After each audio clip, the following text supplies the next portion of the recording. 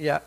itu diperlukan bahasa roh atau kasih. Diperlukan pelayanan itu bahasa roh atau kasih. Usahakanlah dirimu memperoleh karunia-karunia utama. Karunia diusahakan, kasih itu harus dikejar. Coba engkau bandingkan ya. Kalau saya tidak punya karunia, bagaimana saya bisa mengasihi orang-orang? Bagaimana saya bisa mengasihi Allah? Ingat. Ya, nah lihat. Kejarlah kasih itu. Bagaimana cara mengejar kasih? Contohnya, saya dari sejak dulu, bukan seperti pendeta lain, habis khotbah selesai. Pergi jalan-jalan, makan-makan, nonton TV. Dari pagi subuh sampai malam lagi saya bisa mendoakan orang. Nah kalau saya tidak punya karunia, menyembuhkan mereka, menyatakan kepada mereka apa masalahnya, tidak punya kuasa untuk menghibur mereka, bagaimana saya bisa mengejar kasih itu? Justru dengan adanya karunia, saya bisa mengejar kasih itu. Contohnya saya bisa melayani dari pagi sampai pagi.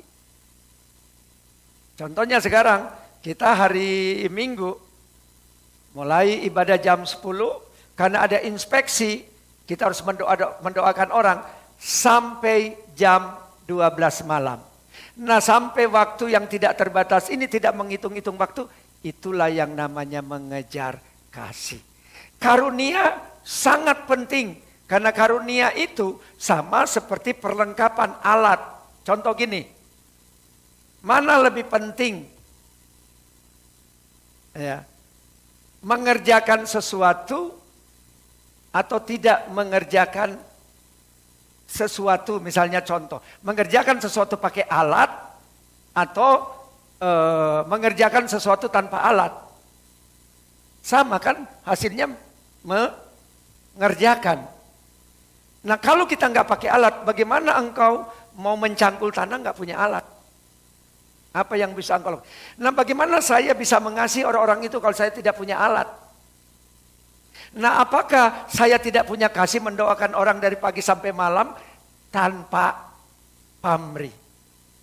Tanpa dibayar, harus nada-nada muntah orang. Nah justru dengan kita punya karunia itulah kita bisa lebih mengasihi Tuhan. Kita melayani orang-orang yang harus dilayani tanpa pamrih.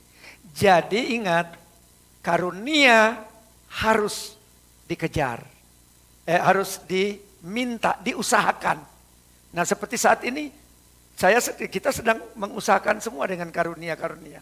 Tetapi kasih itu kita kejar. Contohnya, kalau Boksuyo bilang, oke, kita sampai jam 12 malam. Iya. Ya masih ada yang mau bertanya, oke, mau berbicara dari hal firman Tuhan sampai jam 12 malam saya ladenin. Pagi juga saya ladenin. Beri kemuliaan kepada Tuhan. Itu namanya mengejar kasih.